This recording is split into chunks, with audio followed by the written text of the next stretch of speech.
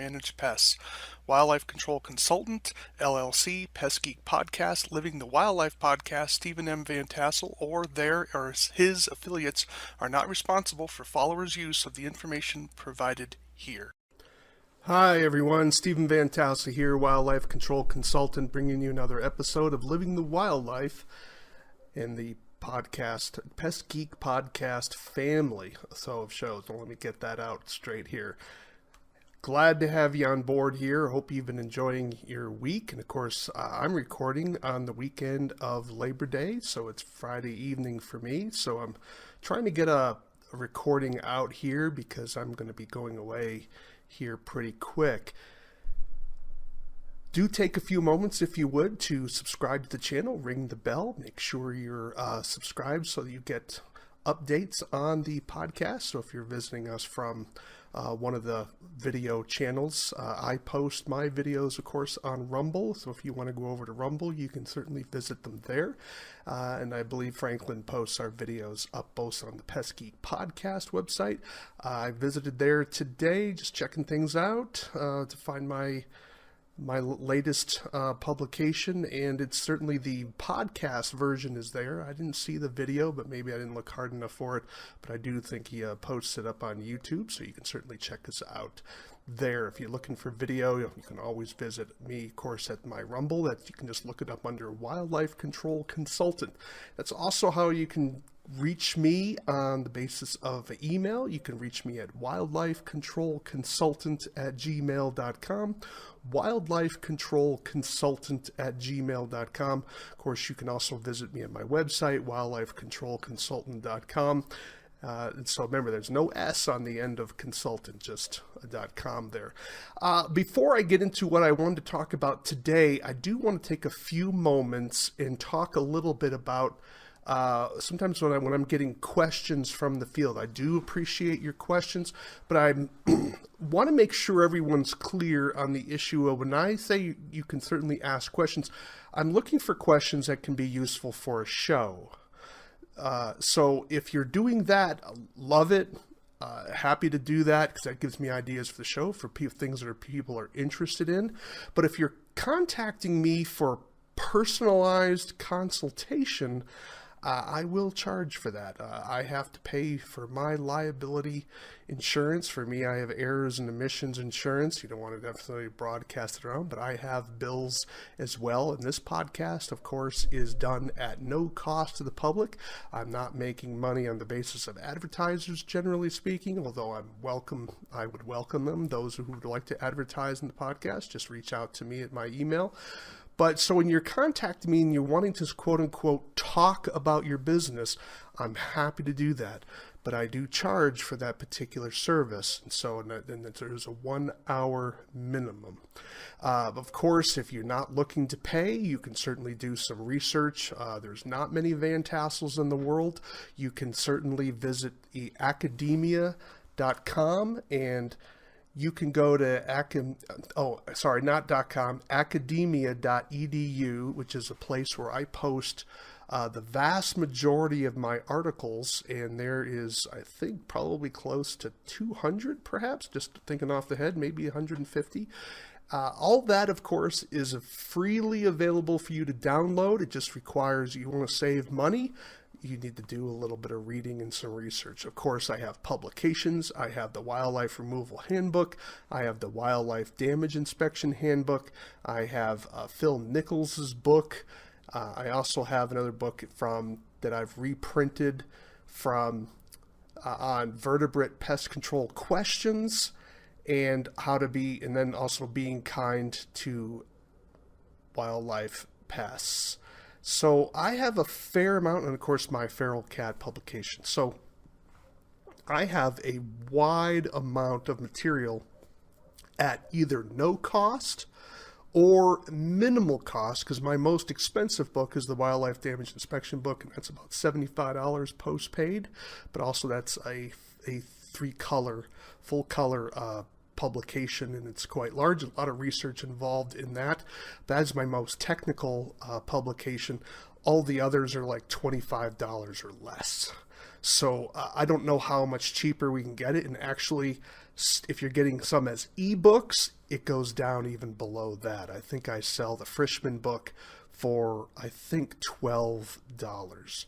And that is available in print, even at $12. So, and I am presently revising portions of that. So I'm not trying to be difficult, but I do hope that you will respect my time, just like you don't want to be working for free. I'm not out in the business doing wildlife control for people. My day job prevents me from that. And this is something that's been rather puzzling to me, that other people often devalue the role of educators. Well, you're not out in the field climbing ladders and blah. You're right. I'm not out in the field climbing ladders. Those days are kind of gone for me. But I am doing other things. A lot of people aren't reading journal articles and performing technical research. I am presently working on PowerPoints delving into the nitty-gritty of a lot of our active ingredients for rodenticides. And I am not aware of anyone in the wildlife control industry that's doing that. And I don't care. Let me kind of be blunt here. This is kind of a little bit of a sore point for me. I don't care how many years you have been in the field. This is information you will not get from field experience. Now, I have a lot of respect for field experience. A lot of you out there have some tremendous ideas and insights about wildlife control, but you don't know everything any more than I do. So we don't need to be enemies. For some reason, there's people in this industry who always think everything's a zero-sum game. If you're winning, it means I'm losing. If I'm winning, it means you're losing. And I don't think that's necessarily true. Certainly not in the area of education per se, because I believe I bring a certain level of information to the industry that you're not going to get from field experience. Why? Because I'm reading the journal literature, and some of these journals you're not able to get because they're not public access. Nor do you have the time to be reading through all this stuff to get the nuggets of information that are practical for you in your field. So please forgive my little diatribe here.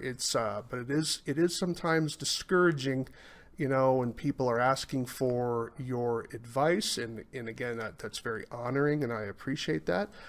But you shouldn't be shocked if I'm telling you I charge by the hour for my work. So I charge for the first hour. 1 hour in, you're going to be paying for the full hour, and after that, it's in 10-minute increments. So, and I am not that expensive.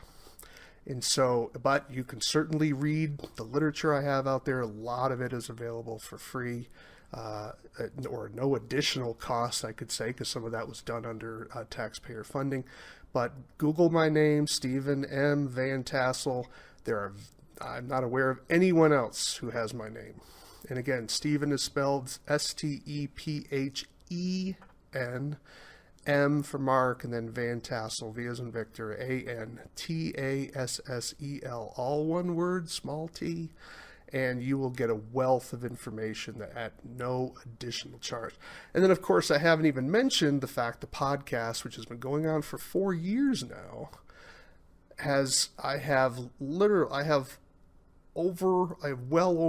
close to, I think, 200 podcasts already that have been published. And so, again, there's a wealth of information is there.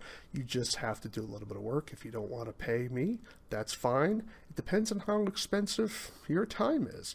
But for those of you, but if you're serious about starting your business and you want some insights and inputs, if you're coming to me, I will charge you for that. But if you have questions that I can certainly use as a show, by all means submit it, and you might get it for free, the information you're looking for. You just don't necessarily know when it's going to come out. So I hope that makes sense for you, and I want to be sure that's clear. Again, I have to pay for my insurance and expenses too. All right, enough about me. I wanted to talk about a flashlight I came across. I lost my flashlight. I started some time ago starting to carry a flashlight with me. You say, well, I have this flashlight in my cell phone. And yes, there is a flashlight on your cell phone. Let's kind of pull that up here a little bit. there it is. Yep, you have a flashlight on your cell phone. But to be honest, it's really not that good, is it? It's just not that strong. You have a little bit of adjustment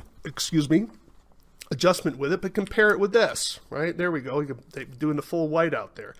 Well, this is a flashlight I came across. Because I lost my pocket flashlight, and this is called the Streamlight Protac 1L-1AA. Let me put that up there for you so you can see it. And again, that's a Streamlight Protac 1L-1AA. I got it on Amazon, of course, like everybody else, and it cost me less than $40. And it came with a belt case that fits the flashlight in there. Let me kind of put that in there for you. It's not the best case. It's not the best case in the world, but it does the job. And so I wanted a case because before I was carrying my flashlight in my front pocket, and I think I lost it when I was pulling out my keys.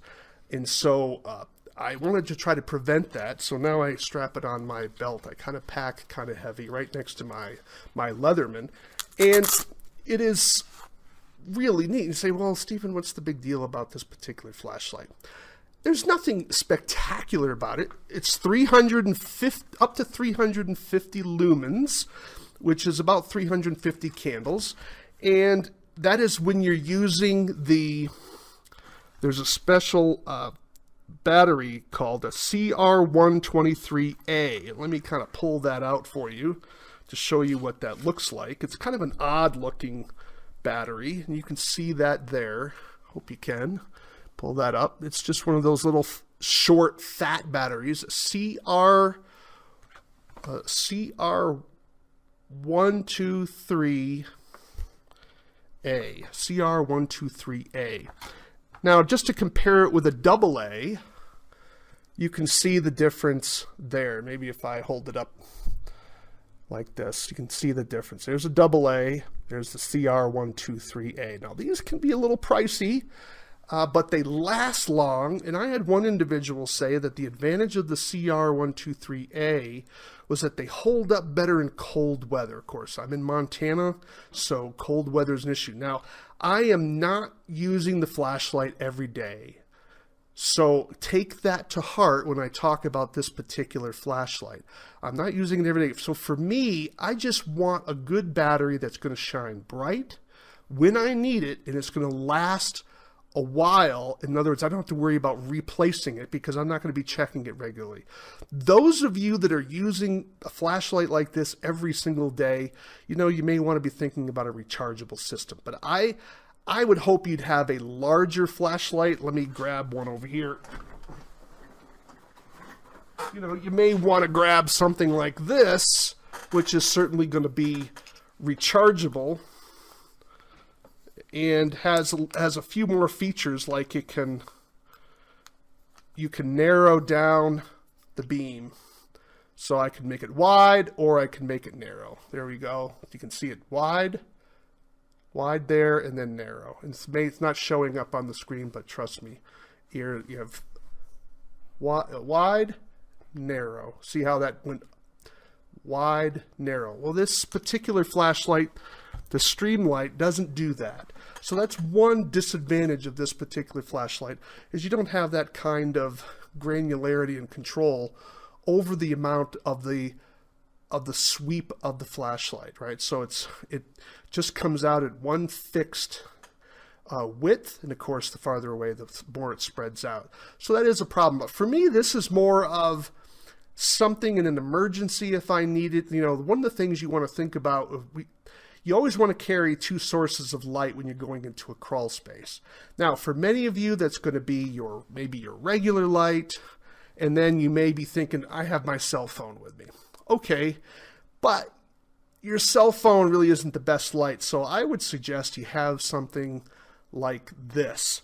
Now, so far there's a ton of these types of things on the market, and you have to decide to what level of quality you're looking for. So when you're using it with the CR123A, according to the manufacturer, you're going to be getting 350 lumens. Now a lumen, for lack of a better analogy, think of a lumen as the light given off by one candle. So light a candle in your house, and that's about 1 lumen.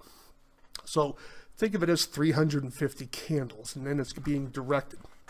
Lumens measures how much light is being thrown off from a source.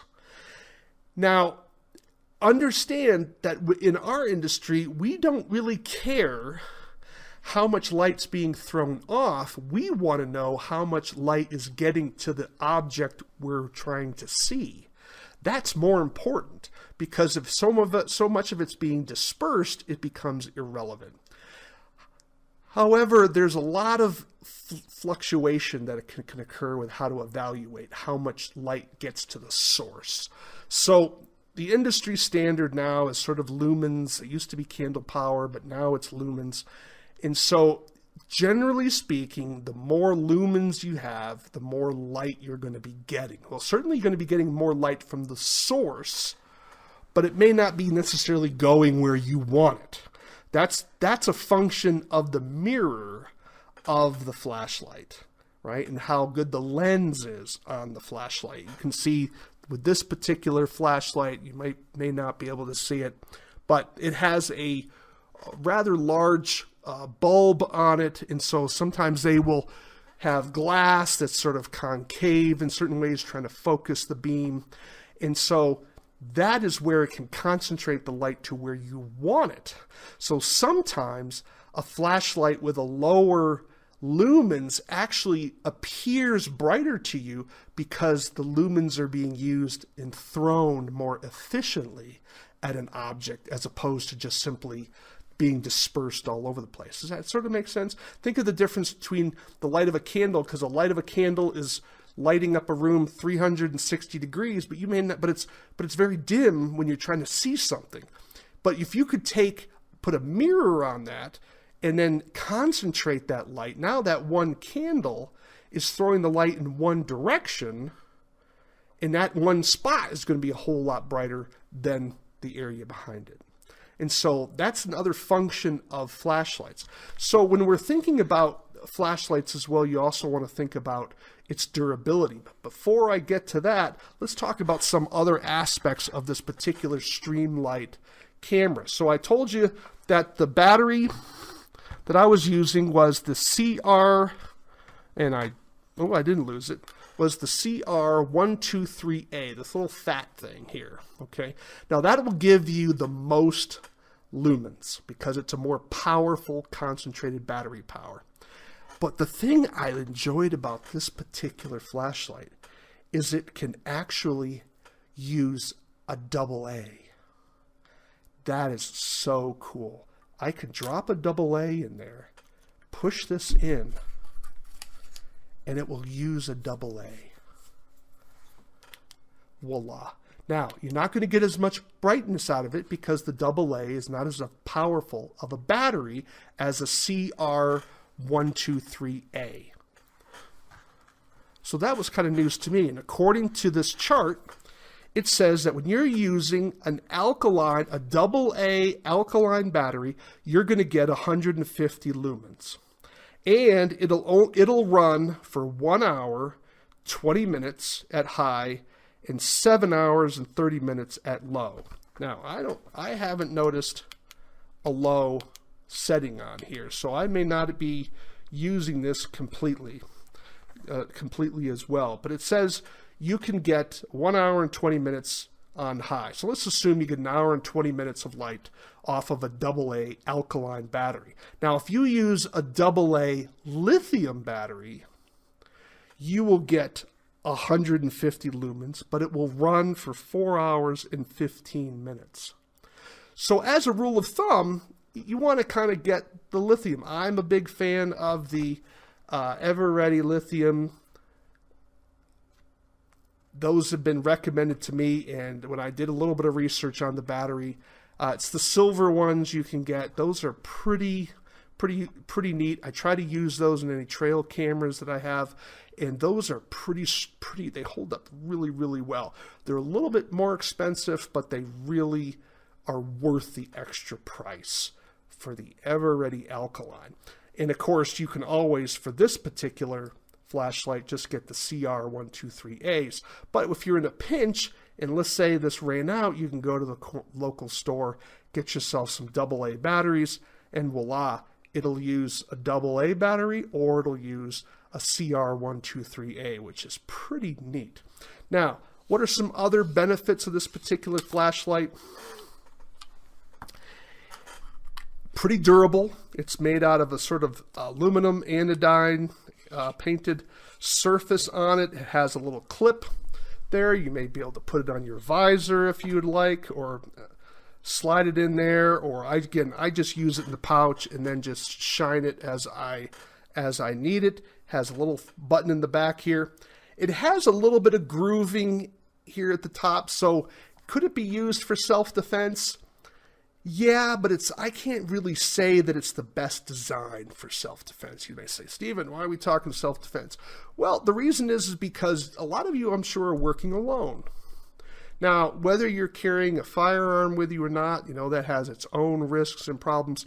While typically wildlife control operators are not at risk of being attacked during the course of their duties, things happen, right?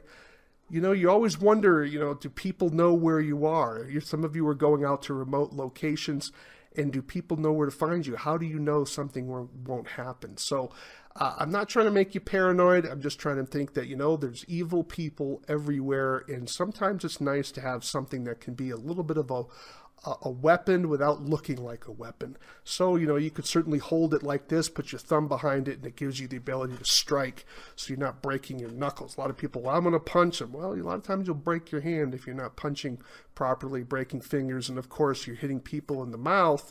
Now you're dealing with infection issues, and so that can be a real problem.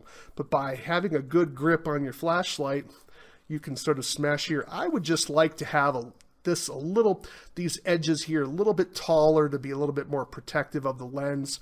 But I guess if you're in a life and death struggle with someone, you're not going to care about whether you have to buy a new flashlight. Again, under $40. I think I paid $37, $38 for it. It came with one battery that was a CR123A, and it also gave you a AA alkaline battery. And it would have been cool to get the lithium battery, but it didn't come that way. It gave us an Energizer Max. It would have been nice to have the Energizer lithium, but it would have cost the company a little bit more money.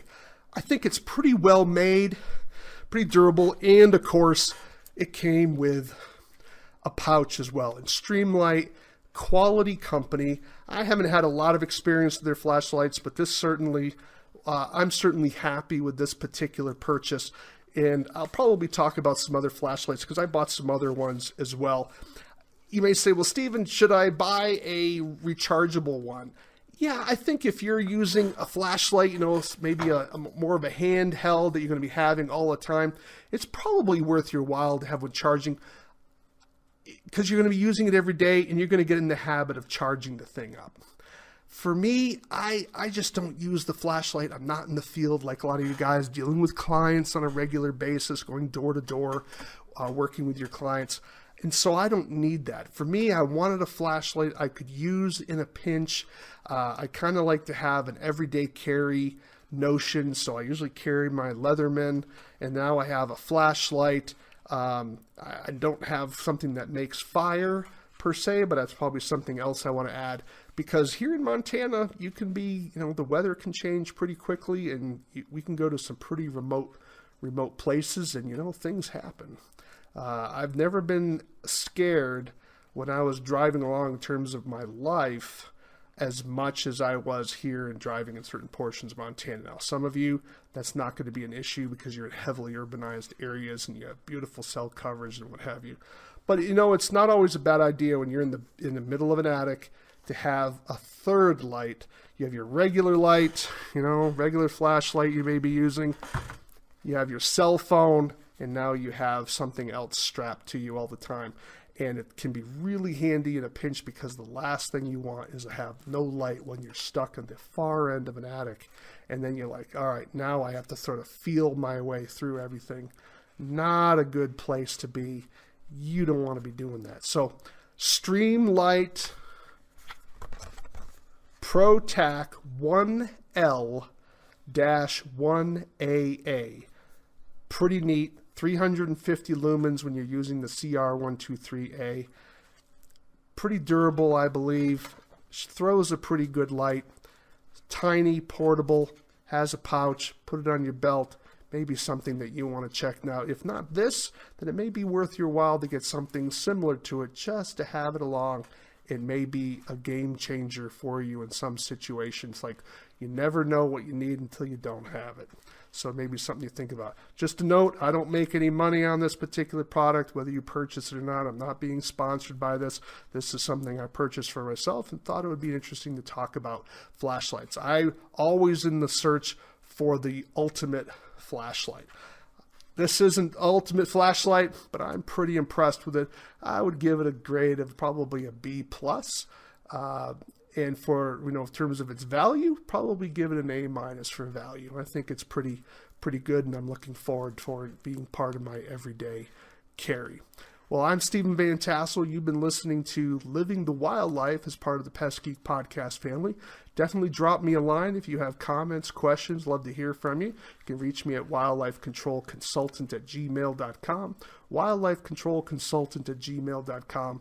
Would love to hear from you. But of course, if you're looking for a consultation, be prepared that I'm going to be giving you a price for the bill.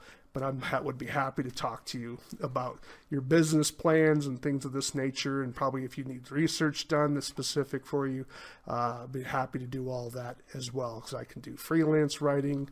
I have some photography. I have some photographs that I could certainly be selling. The use rights too. And of course, if you have photographs you want to give away, not give away, but to sell for use rights, I am definitely interested. I do want to make one further comment. I don't need any roof rat scat, and I don't need any house mouse scat. Thank you for those of you who are looking to supply some to me. I have gotten those items.